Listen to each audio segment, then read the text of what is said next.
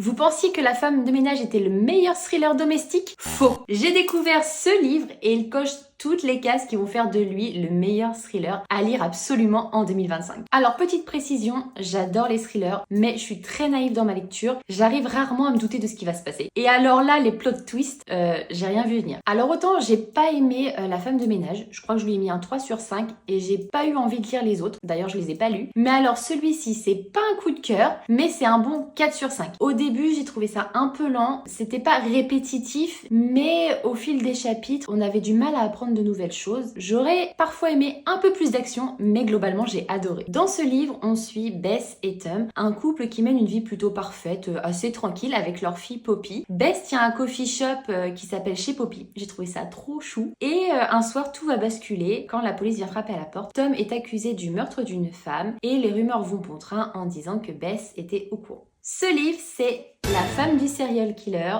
de Alice Hunter aux éditions L'Archipel. Alors oui, avec un titre pareil, on se doute que Tom est bel et bien le meurtrier, mais de qui, comment, pourquoi et quel est le rôle de Bess dans l'histoire? Encore une fois, c'est un thriller qui nous rappelle qu'il faut se méfier de tout le monde. Je devrais avoir l'habitude à force d'en lire, eh bien pas du tout, j'ai rien vu venir. Et la fin laisse la porte ouverte à une suite dont on a déjà les couvertures avec la fille du serial killer et la sœur du serial killer. Je pense que si vous aimez les thrillers domestiques, celui-ci mérite amplement d'être dans votre palle. Est-ce qu'il vous tente? Est-ce que vous l'avez lu? J'ai hâte d'avoir vos retours.